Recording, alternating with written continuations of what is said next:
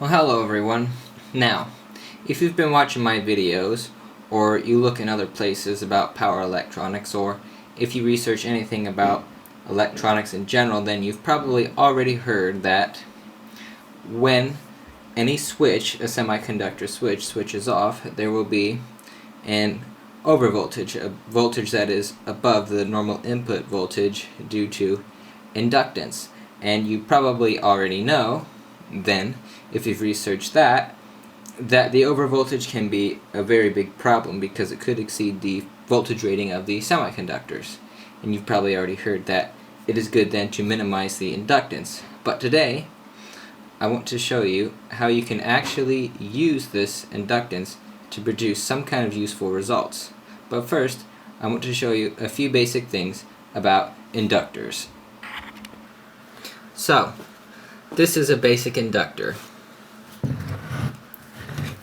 It is rated in microhenries. This is rated for 510 microhenries. And an inductor is basically a coil of wire, or copper, or magnet wire, which is wrapped around an iron core, and sometimes there are air core inductors. And anytime there's an electric field, or I should say anytime there's an electric current flowing, then there is a magnetic field surrounding the conductor. The purpose of an inductor is to actually concentrate this magnetic field and make it stronger in one spot, and in this case it would be inside the iron core. Now, a capacitor will resist changes in voltage by producing a current. An inductor is just the opposite of that. An inductor resists changes in current by producing voltages. So anytime there's a current moving through it, a magnetic field will build up, and anytime the current attempts to stop or change direction, the magnetic field will discharge, if you will, and keep the voltage or the current going by producing a voltage. And most people probably have seen this in action, but most people probably don't know the actual formula for it, which is V equals L times di over dt, which is voltage of the inductor is equal to the inductance, L, multiplied by di over dt, or the rate of current change. And that is also true for the proportion of the current, meaning the more current we have, the greater the voltage will be during turn-off, and the higher the frequency, how often it is switched on and off, will also affect the voltage, as well as the inductance, or in basic terms, how many turns of wire that there are on the inductor. And as I say, most people have seen this. Whenever anything is switched on or off, there's usually a spark that is associated with it, but most people don't really know the technical reason for that, and that actually is the inductance trying to keep the current going by producing a voltage. Now, as I say, most people really aren't familiar with that formula, V equals L times di over dt, but most people have seen it in action. And the dramatic demonstration of V equals L times di over dt would look like this, with a battery and the two ends of the inductor. If you pulse it, you will get a spark that shows the breakdown of the air due to the high voltage.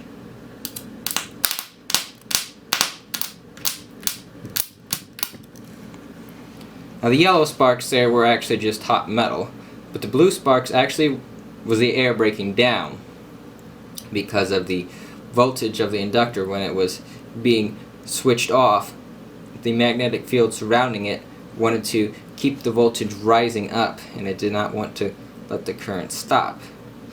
Now that you understand those few basics, I want to show you how we can use this voltage for something useful. So, in order to use the voltage of an inductor when it's being switched off, we first have to store it. And a simple circuit would look like this to store the voltage.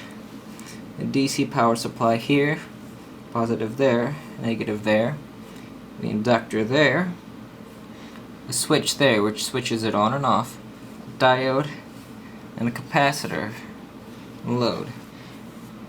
And that's all you need to use the voltage from an inductor. Now, that's what it looks like on paper, but I'll show you what it looks like now in real life. Okay, so I've made a little setup just for demonstration purposes, and I'll explain it real quick. Power source is a battery over there. The negative end of that is connected right to the negative of this capacitor. The positive is connected there to the inductor, and from the inductor that would go to the anode of that diode there, and the cathode of the diode will go to the output there, positive, and it will also go to the capacitor positive, and then the output negative would be connected to the capacitor negative. So, and then we have this other wire here which is connected there to the anode of the diode.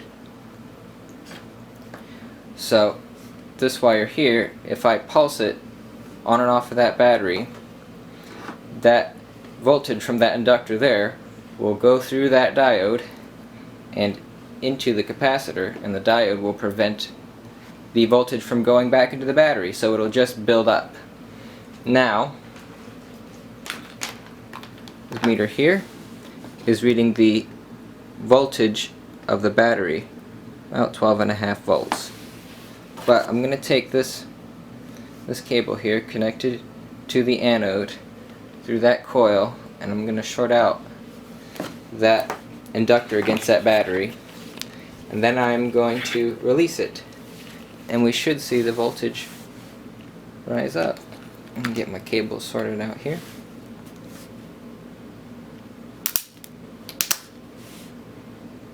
That's 26 volts. See if we can get more.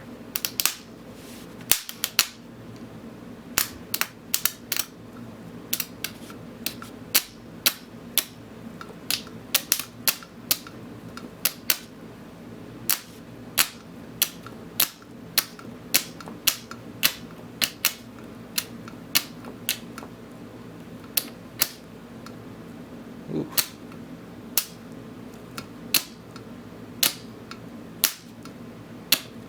And over here, this is just what I'm doing with that. So every time I pulse this, it's filling up that capacitor a little bit more with voltage. And since V equals L times di over dt, if I had a bigger inductor, or if I could pulse it faster, then the voltage would actually rise up more. But because I'm just doing it with my hands, and we as humans are limited in our abilities physically, then we can't pulse it fast enough to really get anything usable out of it. But we can use a semiconductor like an IGBT or a MOSFET to do that for us. And at that point, it becomes a device known as a boost converter.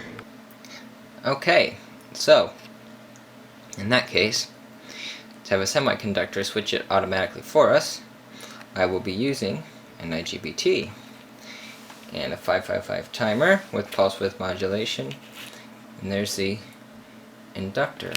Now, the output is connected to a 120 volt light bulb, and the input will be the 12 volt battery.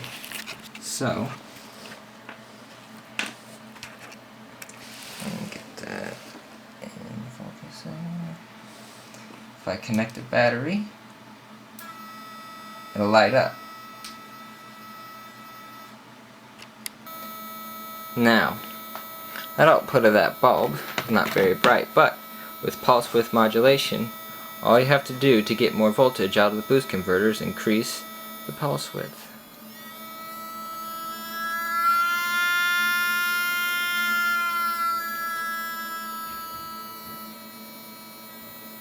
And it's just like I showed in the earlier setup. All that's happening, that IGBT is switching that coil, that inductor, on and off.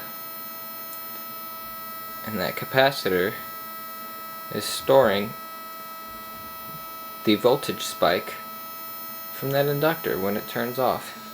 And it provides a usable output.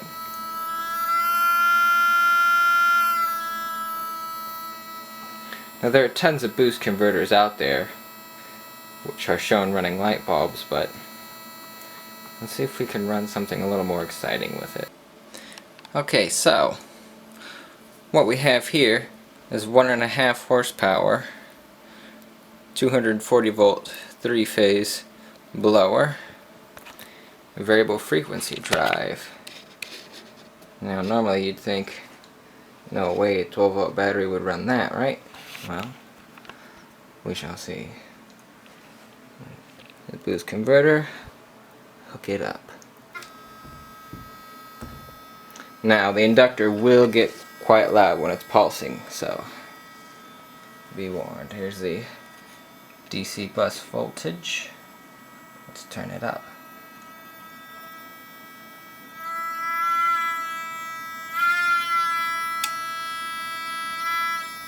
Alright, motor controller on, and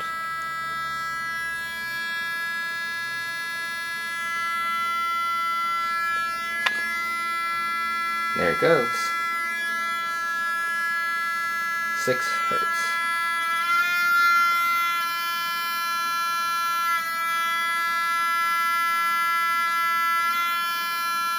Just fine-tuning the output here.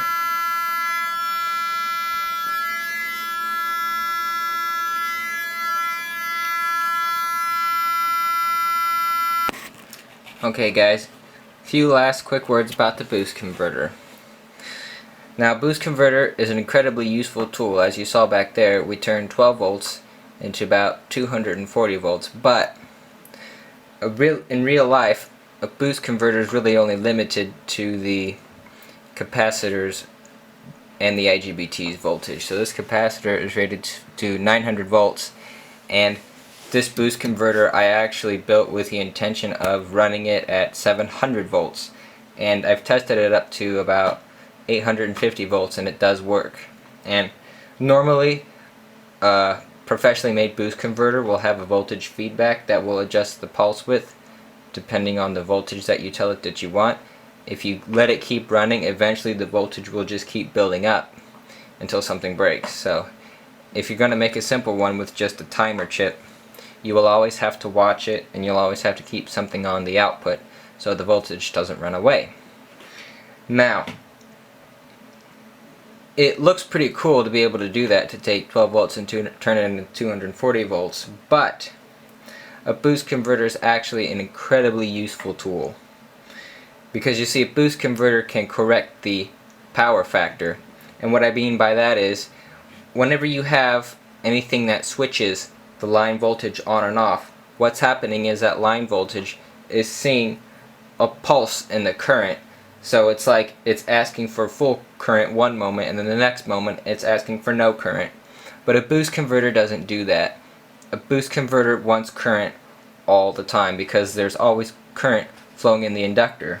And you might actually find more information on that if you do a search on power factor corrector, or a boost converter power factor corrector, or a boost power factor corrector. So they are cool to play with. They are incredibly useful, very simple, and